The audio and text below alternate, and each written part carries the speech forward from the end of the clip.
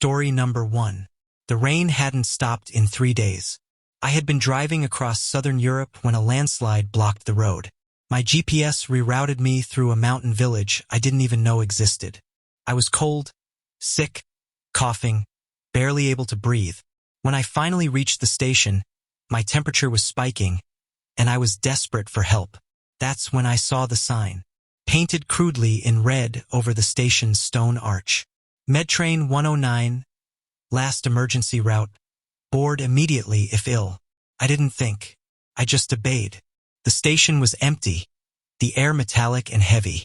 As I passed the turnstiles, I heard a distant chugging echo through the fog. Then, out of the mist, it emerged, a massive black train. Its engine looked less like a machine and more like a face twisted in anguish. Pipes curling like veins, smoke hissing like breath. A glowing red cross flickered on its side. A medic in a white coat stood by the open carriage door. He didn't speak. He simply held out a clipboard. On it, a form already filled in my name, age, blood type, and illness listed as pending. He handed me a mask and gestured me in. The interior was silent. Rows of beds instead of seats. Steel walls. Lights that flickered with a sickly green hue. Curtains hung between bunks, all drawn closed. My bed was the only one open, a tag at the foot of it. Patient 27 admittance time. 3:06 a.m. Status. Unstable. I lay down. No nurses came. No announcements played. No one else spoke. The train jerked forward, and the world outside passed in streaks of black and gray. The windows showed nothing, just shapes moving too fast to understand. I began coughing blood into a bowl beside me. It shimmered. The lights above me pulsed with each breath. A speaker crackled once and whispered, "Patient 27, symptoms accelerating, neural pressure rising. Prepare for sedation." I screamed. No one came. I pulled the curtain back to the bed next to me. The person inside wasn't breathing. In fact, he had no face. Only bandages soaked through with something dark and pulsing. I ran. Carriage after carriage. I saw the truth. This was no normal hospital train. It was a harvest line, for bags filled with black fluid pumped from the sleeping patients. Some were missing limbs still hooked to machines. Some opened their eyes only to scream wordlessly, as if they'd been screaming forever. One carriage was a surgical theater. Bright lights over slabs, bone saws suspended from mechanical arms. A man in a surgical mask stood over a twitching body and turned to me. His mask was sewn into his skin. "Don't be afraid," he said. "You signed the form." I ran again. Behind one door marked Isolation Carriage Z, I found a hallway of cells. Inside each one, another version of me. One had no eyes. Another banged his head against the wall in a rhythmic pattern. One stood perfectly still, and when I looked into his eyes, he grinned. "Soon," he said, "you'll be here too." I slammed the door shut. Back in my carriage, the doctor had returned. His mouth didn't move, but I heard him inside my skull. "You brought the infection. You are the virus. We're just extracting it." He lifted a syringe as long as my forearm, filled with the same black shimmer I had coughed into the bowl. I jumped from the bed and smashed the emergency glass. The window shattered. Outside, no landscape, only an ocean of stitched-together flesh, pulsing and twitching under the train as it sped across the abyss. I climbed out, onto the roof, windless, still, stars above dead and red. At the far end of the train was a dome, a command center. I crawled toward it. Inside were monitors. Each one displayed a hospital room. Some were underground. Some were underwater. Some were in caves or inside trees or behind mirrors. All of them showed people who looked like me, all screaming, all trapped. "Patient 27, said a voice behind me. The conductor stood tall, face wrapped in gauze, black smoke drifting from his sleeves. "You escaped the ward, but you didn't leave the train." I lunged at him. We fell off the side of the train. I woke up in a hospital bed. Clean room, bright lights. A doctor stood over me.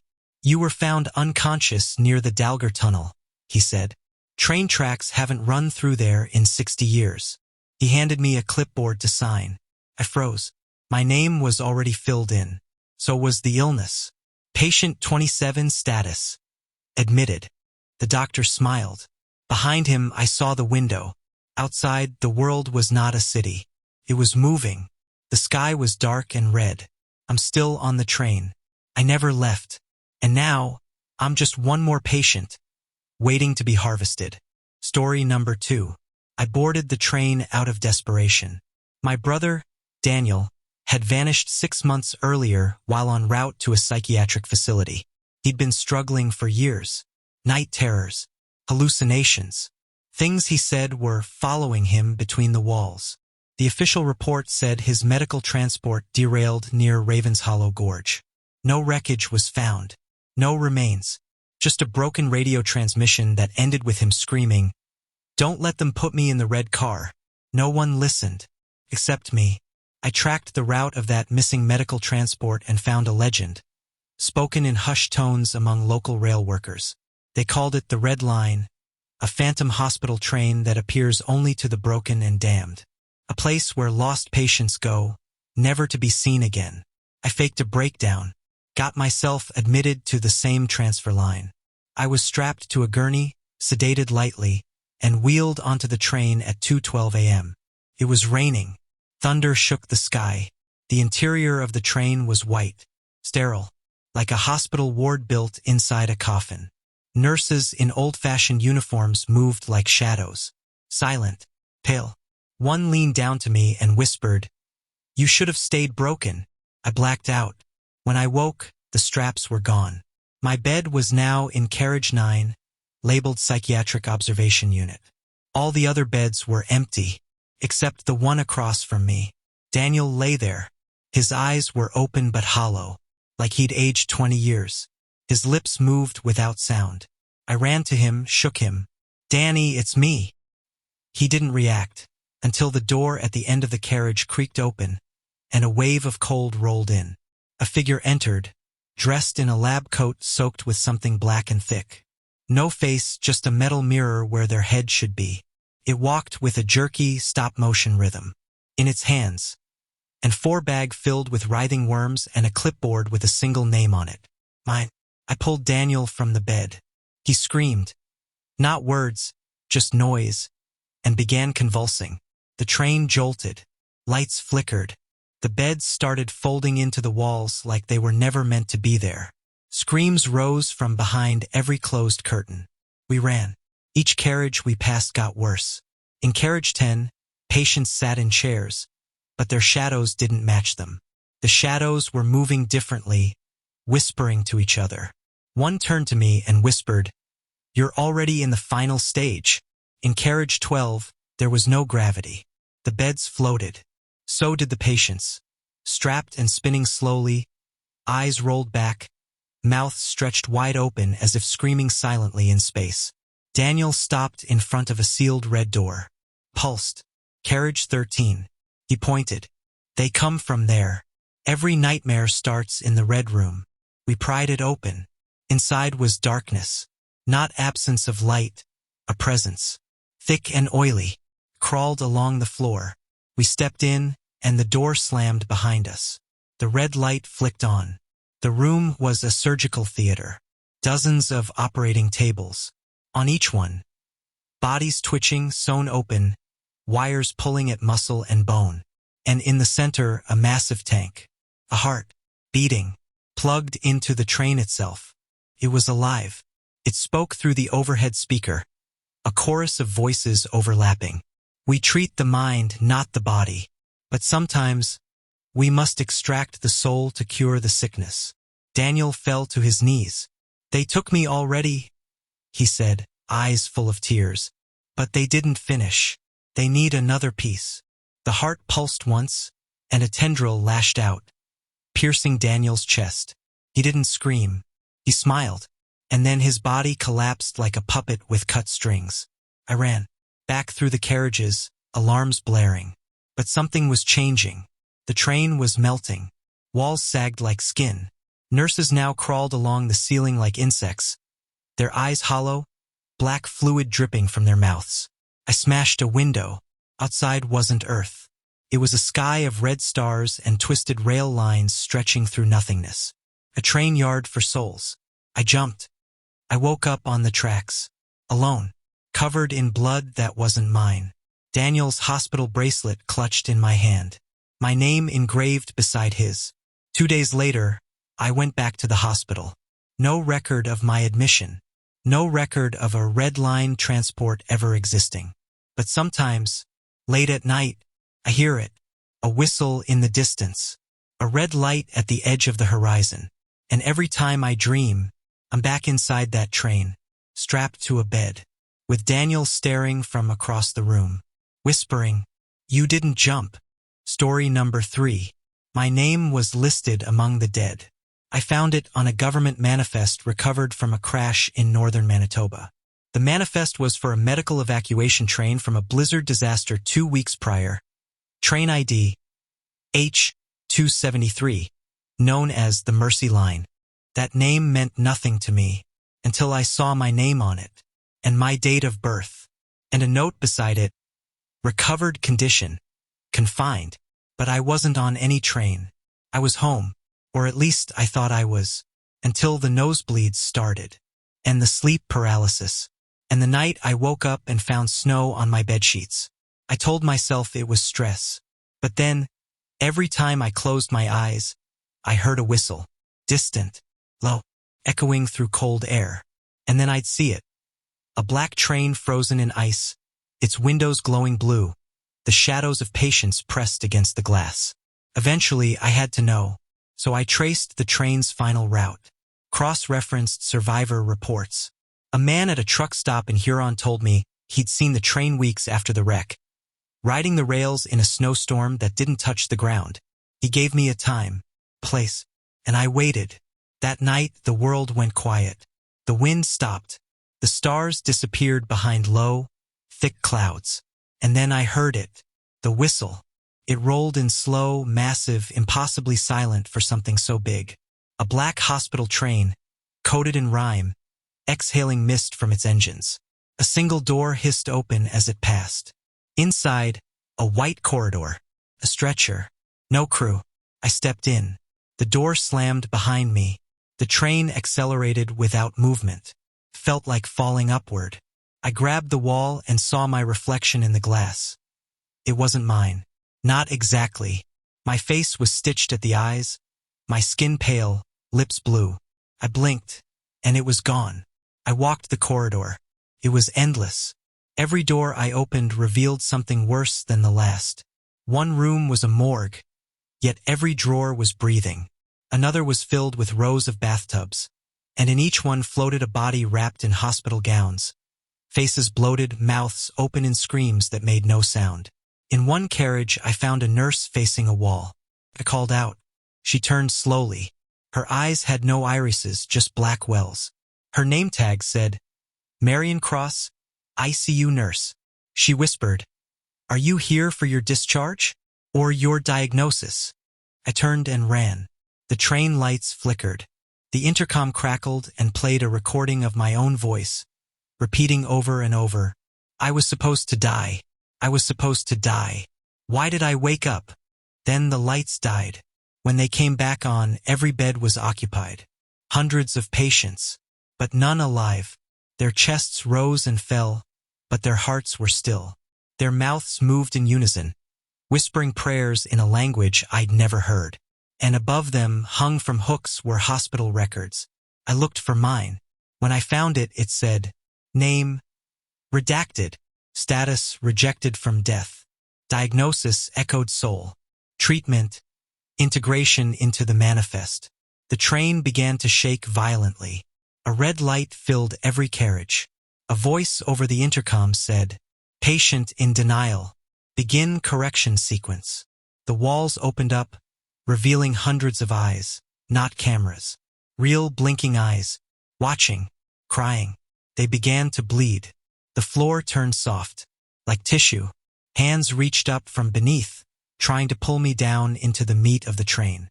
I smashed open the nearest emergency case and grabbed the rusted fire axe inside. I hacked my way through the nearest wall. Behind it was Carriage Zero, a command center. One massive control board, dials made of bone, switches labeled with patient numbers. And in the center, a conductor's seat, empty, until I sat down. And then I understood. This train never ran on steam.